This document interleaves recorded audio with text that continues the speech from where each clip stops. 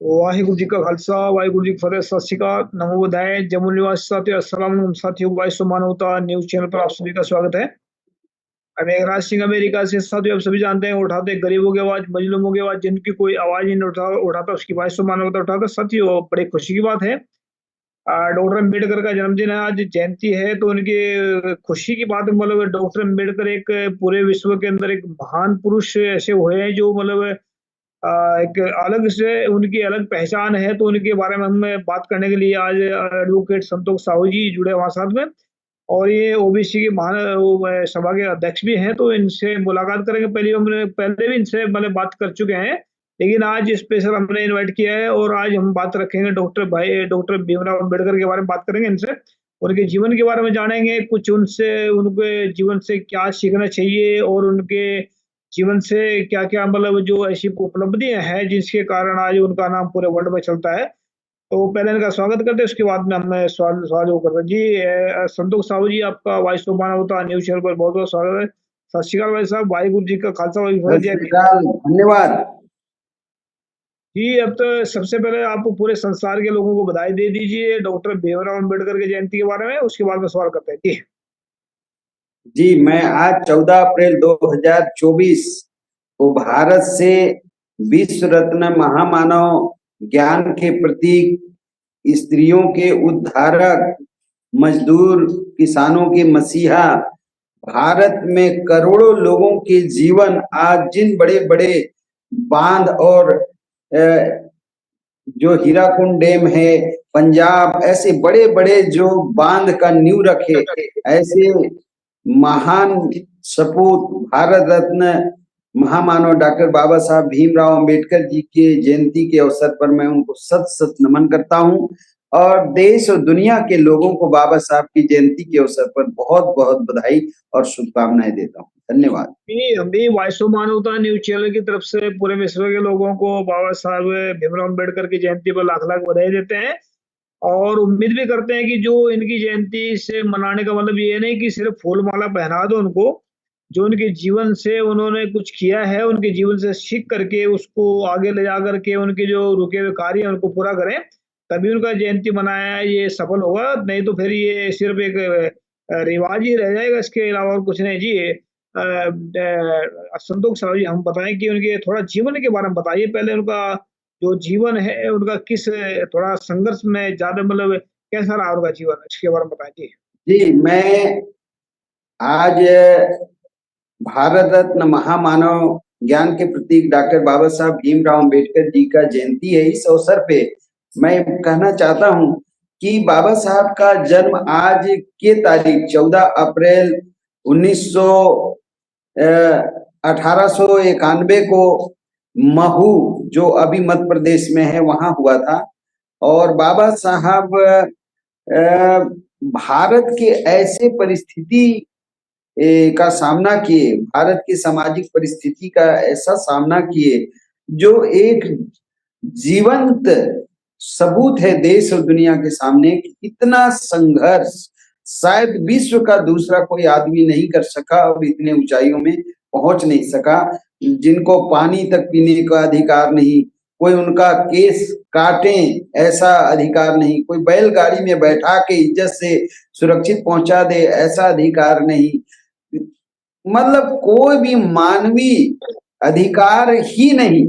ऐसे विषम परिस्थिति में ऐसे युग पुरुष पैदा हुए। कभी कभी ऐसा होता है कि इंसान आगे चलता है और पीछे युग हो जाता है। ऐसा ही महामानव डॉक्टर बाबा साहब भीमराव अंबेडकर जी के साथ हुआ है। बाबा साहब के बारे में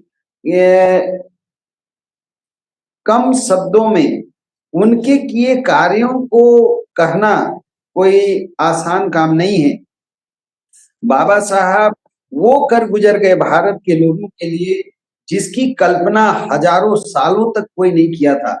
आज भारत में संविधान है, भारत में लोकतांत्रिक शासन प्रणाली है, इसके पुरोधा कोई और नहीं, महामानव डॉक्टर बाबा साहब भीमराव अम्बेडकर जी है।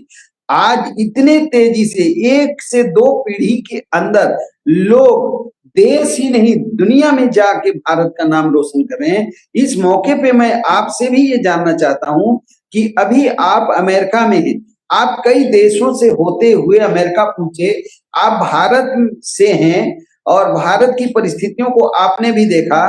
तो मैं ये जानना चाहता हूं कि आप बाबा साहब को आपके प्रगति में किस रूप में देखते हैं? उसमें अगर बात रखी जाए कि भाई उन्होंने जो उनके अगर जो संविधान में लिखी बातें हैं कि हमें शूद्र जाति में पैदा हुआ जिनको चमार बोलते हैं, चमारों को पढ़ने का लिखने का संविधान में लागू होने के बाद ही स्टार्ट हुआ पढ़ने लिखने का जो है। तो मैं जब 9वीं क्लास तक पढ़ा हूँ तो उनकी वजह से ही पढ़ा हूँ, अगर वो न उस वक़्त उसमें ना लिखते तो मैं शायद ना पढ़ पाता। उसके बाद में जो मैं अमेरिका की बात है तो ये गुरु नानक की बख्शीश से मैं गुरुओं की बख्शीश से तो अमेरिका तक पहुँचा हूँ और इसमें जो है ये भी कह सकते हैं कि ये पहले डॉक्टर अम्बेडकर की इसमें जो ऐसी बख्शीश रही है जिसकी वज़ह से हमें पढ़ लिख के 9वीं क्लास तक पढ़ा हूँ। पर लेकिन बाद में जो ये ज़िंदगी में जो तब्दीली आई है पूरी की पूरी ये गुरुओं की बख्शीश से, तो यहाँ तक पहुँचा हूँ। नहीं तो मैं जो है अगर अगर बाई चांस ना पढ़ने का मौका मिलता तो ना तो यहाँ तक पहुँच पाते, तो ये ज़िंदगी एक कीड़े-मकोड़ों की तरह गुज़र जाती। लेकिन आज जो हम काम कर रहे हैं ये गुरुओं की बख्शीश के कारण कर रहे हैं। लेकिन जो डॉक्टर अम्बेडकर की अगर बात रखते हैं हम, तो अगर मैं आपसे मेरा आपसे सवाल है कि जैसे हम देखते हैं कि आजकल के जो संगठन चल रहे हैं हर उसमें कोई बातें रखते हैं, तो इतने संगठन चल रहे हैं कि डॉक्टर अम्बेडकर ने जो है इस समाज को इकट्ठा करने के लिए 3 कैटेगरी तैयार करी थी कि एसटी, एससी, ओबीसी के लोग जो है ये एक साथ इकट्ठा होकर के अपने भारत को आज़ाद कराएँगे इस मनुवाद से और इसको जिसे जो मिशन रुका हुआ था उसको पूरा करेंगे। लेकिन आज बहुजन समाज के लोगों ने 35 लाख संगठन सुना जाता बने हैं हम, तो क्या ये उसी डॉक्टर भीमराव अम्बेडकर की बातों को मान करके सही रास्ते पे चले हैं? या सिर्फ़ उनको धोखा दे करके ये उनको जो 3 कैटेगरी में इकट्ठा किया था इन लोगों को, उन्होंने 35 लाख संगठन बना के 35 लाख टुकड़े समाज के कर दिए हैं। इसके बारे में क्या कहेंगे आप? जी। जी, मैं डॉक्टर बाबा साहब भीमराव अंबेडकर जी की जो विद्वता है, उनका जो दूरदृष्टि है, वो जी, जो भारत को देख पाए, असल माने में सच्चे देशभक्त, मानवता के सच्चे अगर कोई प्रहरी रहे, तो डॉक्टर बाबा साहब भीमराव अंबेडकर जी रहे। वो भारत को देखे, भारत में जिए, भारत के सामाजिक व्यवस्था का इतना बारीकी से उनको अध्ययन और अभ्यास था।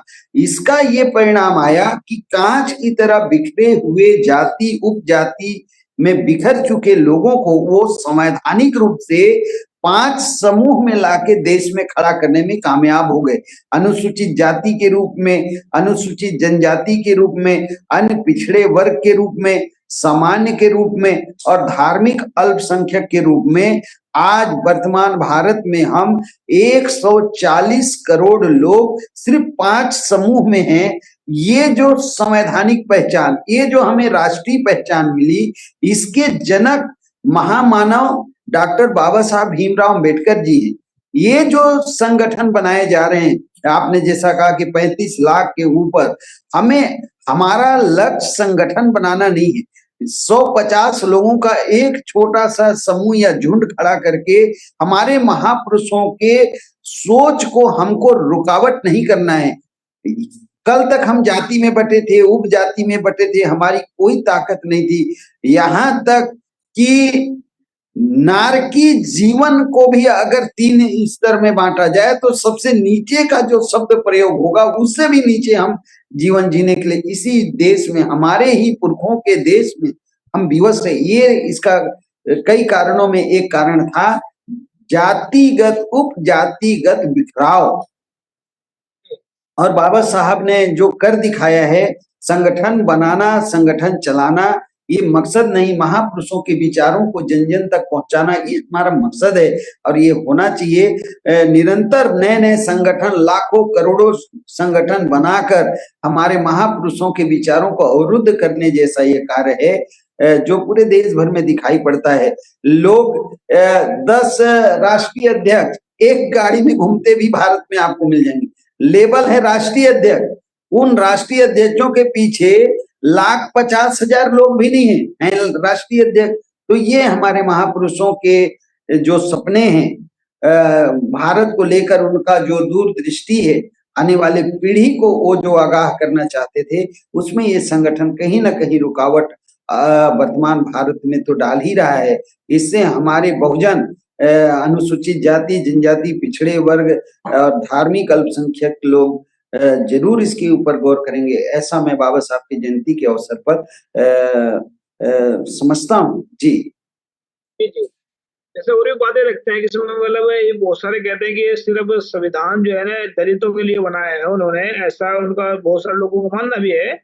और एक और हमने पहले भी सवाल किया था, दोबारा उसको कर लेते हैं, बार बार उठता है सवाल है कि नकल मारकर संविधान बना रखा है, तो इसके बारे में आपका क्या ख्याल है?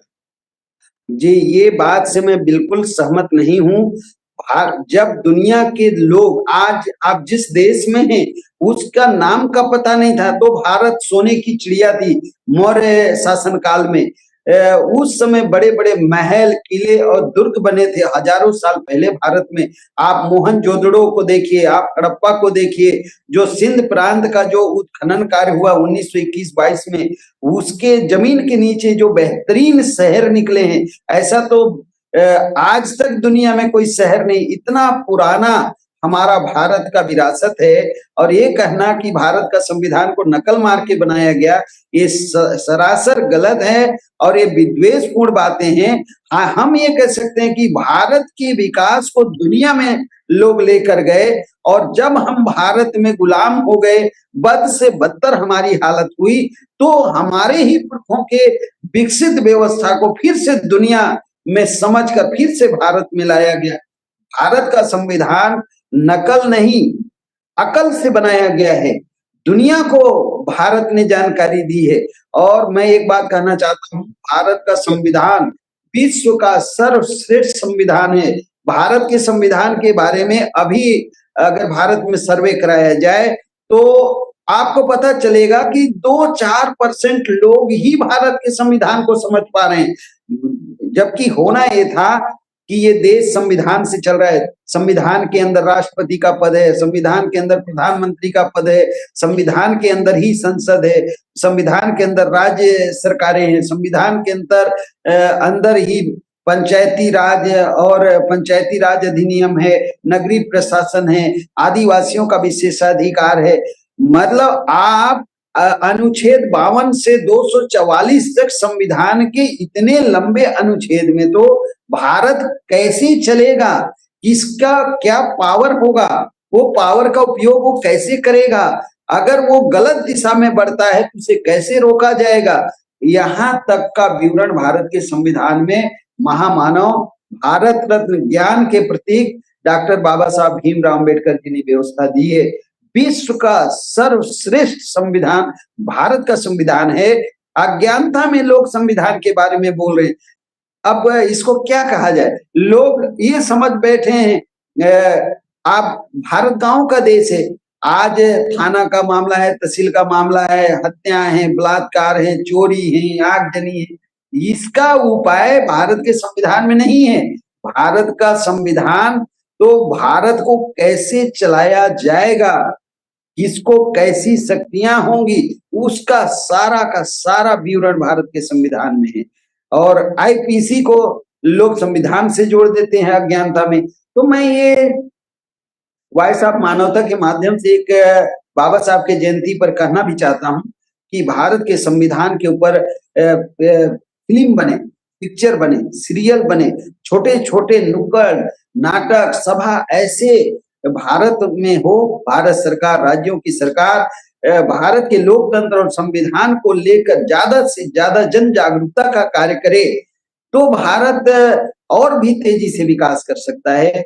और बाबा साहब ने भारत के संविधान को जिन परिस्थितियों में बनाया है, ये बात सही है कि भारत का संविधान सभी को समान अवसर देता है, पर कुछ लोगों को कुछ रियायत दिया है, जैसे अनुसूचित जाति को, जनजाति को, ओबीसी को, धार्मिक अल्पसंख्यकों को कुछ रियायत। क्यों रियायत दिया?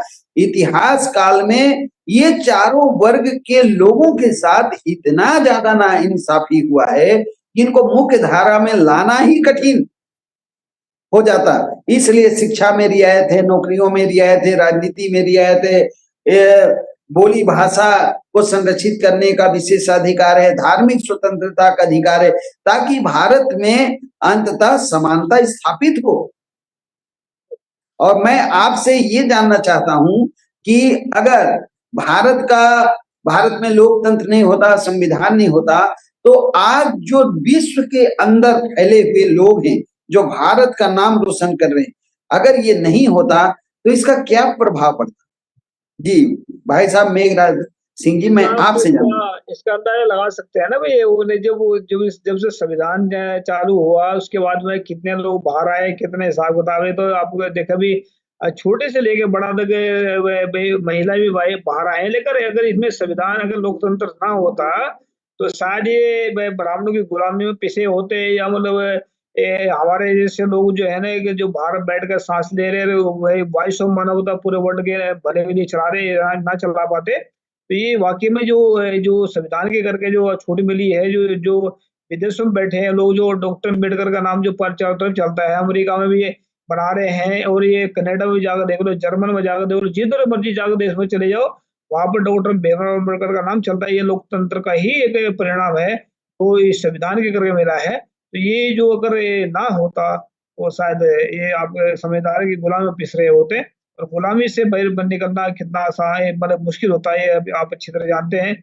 और जिन्होंने गुलामी झेली है, जिनके साथ में गुलाम रहे हैं, वो उनको पता है कि गुलामी क्या होती है। तो मैं इतना कहना चाहता हूँ, ये संविधान की बदौलत और लोकतंत्र की बदौलत ये पूरे विश्व के अंदर फैले हुए हैं। जी।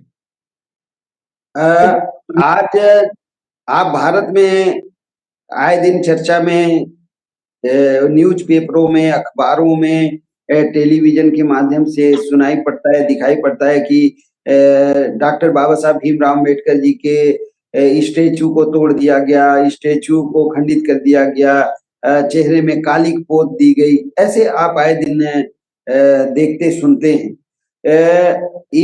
अंततः आपने एक शब्द कहा कि संविधान शेड्यूल कास्ट के लिए, तो ये जो भारत की प्रगति है, ये इस प्रगति का श्रेय आप अंततः किसको देना चाहते हैं?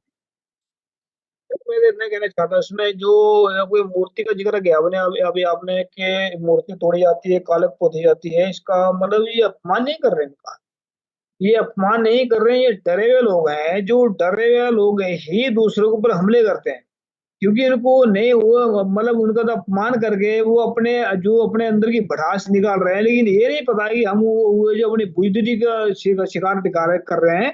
क्योंकि वो जो इंसान है, जैसे मतलब सांप होता है, तो सांप को इंसान तब मारता है जिसको डर लगता है। तो ये भी इसको मतलब कहीं न कहीं इनके लिए बहुत बड़ा खतरा है, डॉक्टर अम्बेडकर के जो तस्वीरें हैं।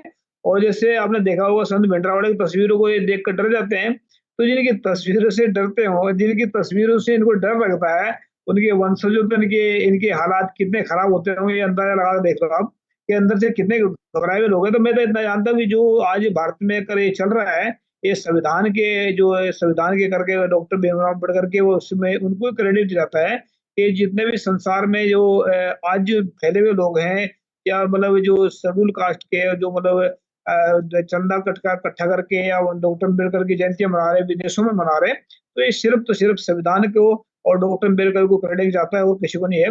बाकी तो ये शैतान लोग जो बैठे हैं पीछे, वो षड्यंत्र कर रहे हैं, इसमें कुछ ना कुछ खींचने की कोशिश करते हैं। तो आप इसमें क्या कहना चाहते हैं? जो मैं जितनी बातें रखी, शायद हो सकता है मैं गलत बोल गया हूँ। इसके ऊपर भी क्या कहना चाहते हैं, और लास्ट में क्या संदेश देना चाहते हैं पूरे वर्ल्ड को? जी।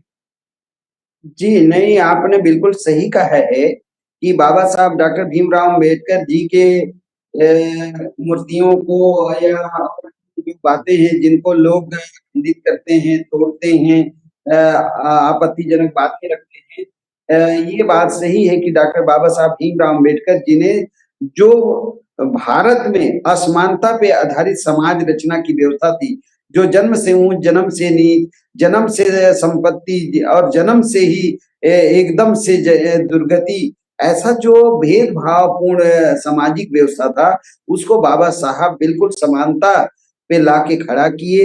इसलिए कुछ लोगों को समानता की व्यवस्था से ईर्ष्या कह सकते हैं, जलन कह सकते हैं, द्वेष कह सकते हैं। सरेआम वो बोलते भी हैं कि इनके दादाजी का ये हालत था, इनके पिताजी का ये हालत था, आज ये लोग ऐसे हो गए। ऐसे भारत में कहते सुनते आपको दिखाई पड़ेंगे। पर डॉक्टर बाबा साहब भीमराव अम्बेडकर जी विश्व के अंदर ऐसे महान नहीं है, उनके कार्यों से वो महान है, उनके विचारों से महान है, उनके भविष्य को देखने की जो ताकत है उससे वो महान है। दुनिया के विकसित देश डॉक्टर बाबा साहब जैसे युग पुरुष के लिए लालायित हैं। वो कहते भी हैं कि काश बाबा साहब हमारे देश में पैदा होते तो आज सूर्य की तरह वो चमकते। वो विद्वता उन्होंने जो देश और दुनिया में स्थापित की है, दुनिया को अपने विद्वता का लोहा मनवाया है। बाबा साहब को मैं उनके जयंती पे नमन करता हूँ। ये कहना चाहता हूँ कि भारत का संविधान अनुसूचित जाति जनजाति ओबीसी सामान्य धार्मिक अल्पसंख्यक अर्थात 140 करोड़ लोगों के लिए सुनहरा जो दिन लाया है वो भारत का संविधान लाया है। ये किसी एक वर्ग के लिए नहीं है, एक जाति के लिए नहीं। डॉक्टर बाबा साहब भीमराव अम्बेडकर जी के पूरे जीवन को अगर आप बारीकी से अध्ययन करेंगे तो पता चलेगा कि वो भारत के अकेले ऐसे महामानव हैं जो जाति से ऊपर उठकर, धर्म से ऊपर उठकर सच्चे अर्थों में मानवता के लिए जीवन जिए हैं, मानवता के लिए कार्य किए हैं, इंसानियत के लिए कार्य किए हैं। अगर ऐसा सच्चे अर्थों में भारत में कोई महापुरुष कर पाया, युग पुरुष कर पाया तो कोई और नहीं, डॉक्टर बाबा साहब भीमराव अम्बेडकर जी हैं। उनके कार्यों को आज दुनिया करोड़ों करोड़ों लोग सलाम करता है, हम सब नतमस्तक होते हैं। बाबा साहब की जयंती पर मैं वाई साहब मानवता को भी बहुत बहुत धन्यवाद ज्ञापित करना चाहता हूँ। भाई मेघराज सिंह जी, आप वाई साहब मानवता के सीईओ हैं और दुनिया में जो सच्चाई है, ईमानदारी है, इसके लिए आप और आपका जो टीवी चैनल वाई साहब मानवता है जो कार्य कर रहा है, मैं बाबा साहब की जयंती पर आपको भी बहुत बहुत बधाई और शुभकामनाएं देना चाहता हूँ। आप इसी तरीके से हमारे देश में समय समय पर जन्मे महान गुरु संत और जो मानवतावादी न्यायवादी व्यवस्था है उसके ऊपर चर्चा कराते हैं। आपको भी बहुत बहुत धन्यवाद। जी, मैं एक बात कहना चाहता हूँ लास्ट में इसमें, जैसे आपने धर्म के से ऊपर उठने की बात बताई, धर्म से ऊपर उठ करके डॉक्टर भीमराव अम्बेडकर ने काम किया। देखो धर्म असल में है क्या, उसको समझना बहुत ज़रूरी है कि जो आप लोग जो नास्तिक लोग हैं, वो ब्राह्मणों के धर्म को ही धर्म समझ रहे हैं, जो अधर्म है उसको धर्म समझ करके बैठे हैं। और बहुत सारे लोग उसको धर्म समझ करके कहते हैं ये धर्म हम ये सब के सब धर्म ऐसे होते हैं, लेकिन नहीं, मानवता, सच्चाई, ईमानदारी ही धर्म है। तो डॉक्टर अम्बेडकर ने धर्म के ही काम किए हैं, ना कि धर्म से ऊपर उठे हैं। धर्म से ऊपर तो उठता ही नहीं, उठ ही नहीं सकता कोई। क्योंकि धर्म परमात्मा का धर्म है सबको रोजी रोटी देना, इंसान का धर्म है सच्चाई ईमानदारी फैलाना, तो मानवता को फैलाना, तो यही है। तो मैं इतना कहना चाहता हूँ कि सबको जो है पूरे विश्व के लोगों को डॉक्टर भीमराव अम्बेडकर की बहुत बहुत बधाई, लाख लाख बधाई। और उम्मीद करते हैं ऐसे ही आप जुड़ रहेंगे साथ में। थैंक यू सबका, सत श्री अकाल, वाहिगुरु जी का खालसा, वाहिगुरु।